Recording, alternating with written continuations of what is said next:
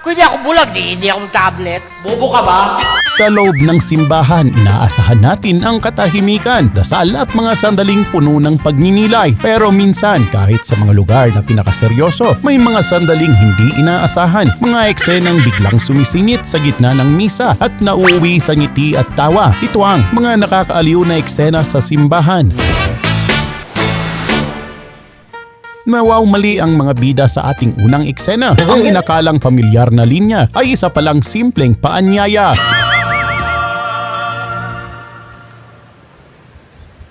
Samahan niyo po kami ni Father Jigs.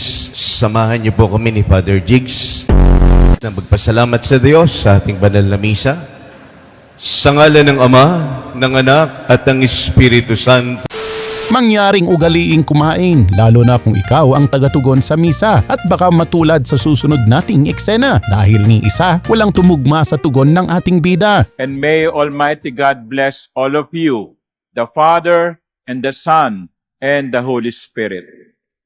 Thanks be to God. The Mass is ended.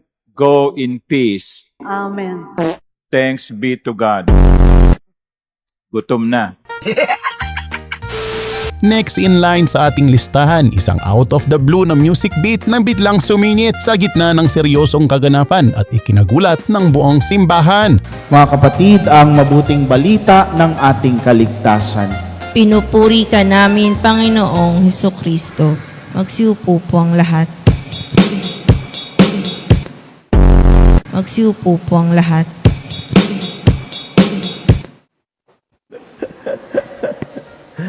Ganda naman yung gano'n. Ano? Good morning. Yun talaga ang good morning. Dapat merong beat. Natameme naman si Father sa gitna ng kanyang pagmimisa sa kadahilan ng iba ang naging tugon sa pahayag niya. Mula po sa Miyerkules ay nakalive na po yung ating mga misa sa umaga. Sumainyo ang Panginoon. Amen.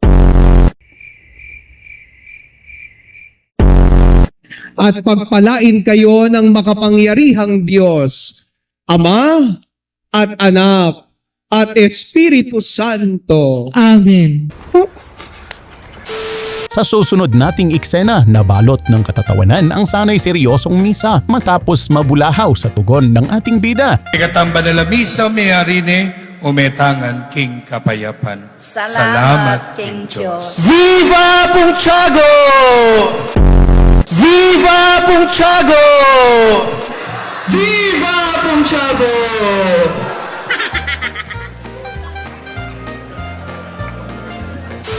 Naimbierna naman si Father sa gitna ng kanyang pagmimisa matapos siyang magpakita ng pagkadismaya sa mga taong nambabash sa kanya sa paggamit niya ng tablet sa kanyang misa. Kung hindi nyo kayang mag-produce ng ganong libro, quiet ka na lang. Okay? Pag inggit, pikit. Yung mga bashers do sa Cebu, kasi Father, nagta-tablet. Tablet. Kasi bulag nga. Kung hindi ako bulag, hindi ako tablet. Bobo ka ba? Hala ka! Bobo? O, upload nyo yan yung bobo. Bobo ka ba? Bobo! Ikaw, bobo!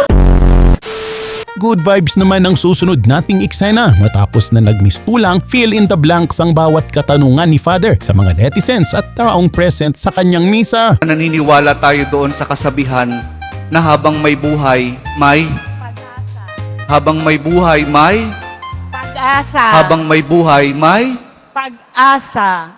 pagsubok. Dahil tayo katiwala ng Diyos, binibigyan din niya tayo ng iba't ibang klase ng pagsubok.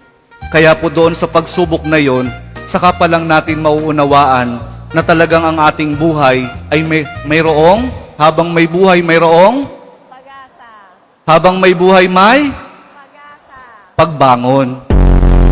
Huwag niyong hayaan na kapag meron kayong pinagdaraan ng pagsubok, ay hindi kayo babangon. Kailangan meron tayong pagsumikap na pagtsatsagaan natin yung ating mga pagsubok na pinagdaraanan. At kapag mayroong pagsubok at mayroong pagbangon, saka pa lang natin mauunawaan na talagang ang ating buhay na habang may buhay, may pag-asa. Habang may buhay, may pag-ibig. Ang pag-ibig na nagmumula kay Jesus lamang sa ating mahal na poong Jesus Nazareno. Dahil doon, kapag naunawaan natin itong mga bagay na ito, na habang may buhay, may pagsubok, may pagbangon at may pag-ibig na nagmumula lamang kay Jesus, saka pa lang natin mauunawaan at matatanggap na talagang habang may buhay, ayaw nyo nang sumagot. At sa susunod nating eksena, hindi maiwasang matawa itong si Father sa kalagitnaan ng kanyang pagmimisa dahil sa pagpiyok ng isa sa mga kumakanta. Mula sa bibig na banal ng Ama nating may kapal.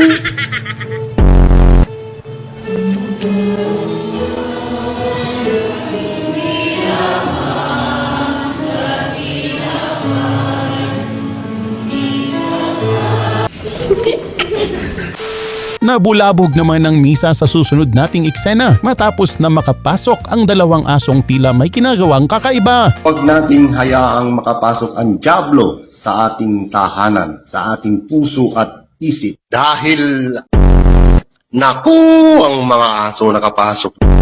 Dito pa talaga kayo Next in line sa ating listahan, ang nakakaaliw na eksena kung saan ang ating bida ay hindi na-inform na missing in action pa pala ang pari na nakatakda sanang magmisa. Ang mamumuno po sa pagdiriwang ng ating banal na misa ay si Reverendo Padre Jeffrey Brian Katwiran. Tumayo po tayo at sumabay. Wala pa ba?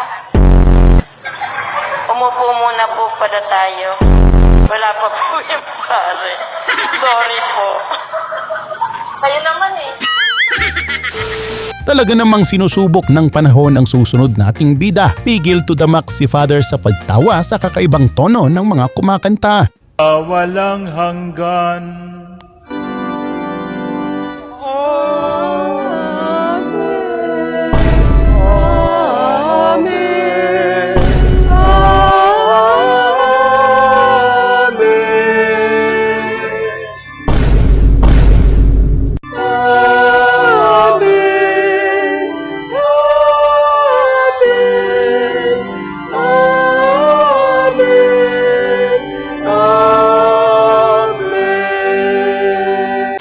At yan ang ilan sa mga sandaling nagpapaalala sa atin na kahit sa loob ng simbahan may mga tagpong hindi inaasahan, mga eksenang hindi man planado pero nagdadala ng ngiti at saya sa ating pagkatao. One another. Peace, man. Peace. At dito na nagtatapos mga eksenang hitik sa kaganapan. Sa ating paghahanap, good vibes ang natagpuan. Kaya huwag kalimutang mag-subscribe at mag-like para laging updated sa mga kwelang eksena. Hanggang sa muli mga tropa!